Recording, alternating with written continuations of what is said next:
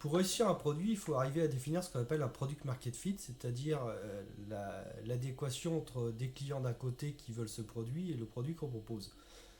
Alors, pour ça, l'idéal, c'est évidemment de pouvoir contrôler son produit de bout en bout afin de vraiment faire varier les leviers et comprendre qu'est-ce qui va fonctionner en fonction d'une typologie de client. Mais il y a des catégories de produits, il faut savoir lâcher du lest, sinon on peut arriver à commettre des erreurs et des grandes entreprises ont commis ces erreurs. Ce sont tous les produits qui sont basés sur un écosystème. Alors si vous prenez par exemple l'iPhone ainsi qu'Android, la réussite d'Android et d'iPhone, d'Apple, ça a été justement les stores, c'est-à-dire la possibilité à n'importe qui de pouvoir créer des applications qui augmentaient la valeur ajoutée de ces produits. Je ne sais pas si vous avez connu les Windows Phone, quand même Microsoft, c'est quand même pas un petit acteur, ça a été un échec retentissant. Pourquoi pas tout simplement parce qu'il y avait très peu d'applications disponibles pour le Microsoft Store. Si on prend maintenant les assistants, comment est-ce qu'on appelle ça, assistants intelligents, je sais pas, enfin tout ce qui est Google, Amazon, Alexa, etc.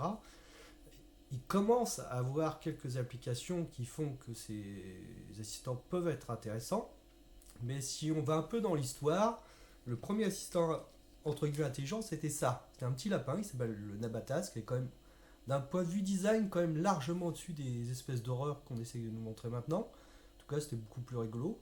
Mais le problème, c'est que l'entreprise qui s'appelait Violet, qui a lancé ce système, avait un peu verrouillé, voire bien verrouillé le système, l'écosystème pour pouvoir publier des applications. Il y avait très peu d'applications pour ce petit lapin. Et à part avoir la météo et deux trois petits trucs rigolos, on pouvait rien faire avec, ce qui était un peu dommage. Et ce qui fait que ce magnifique lapin, qui est, je trouve, en termes de design, super décoratif, et bien maintenant, il finit juste à être super décoratif, mais n'a jamais percé, alors il était là bien avant les Amazon, les Alexa, les Siri et compagnie.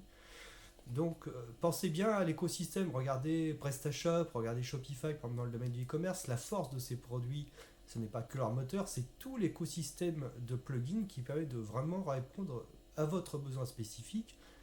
J'ai bossé chez PrestaShop, par exemple, on avait des clients dans 80 pays différents, avec des contraintes réglementaires, par exemple, sur le transport, sur la logistique, sur les frais de port, etc. différents. Et donc, il pouvait y avoir des plugins qui correspondaient aux besoins de 80 pays, avec toute la complexité qu'il y a dans le e-commerce. Et ça, simplement, un simple éditeur ne peut pas le faire. Le seul moyen qu'il a, c'est de lâcher du lest, d'ouvrir son écosystème afin de pouvoir faire produire par des agences partenaires, par des développeurs et développeuses indépendants, etc. Tout un écosystème qui va faire que son produit a vraiment une très forte valeur ajoutée.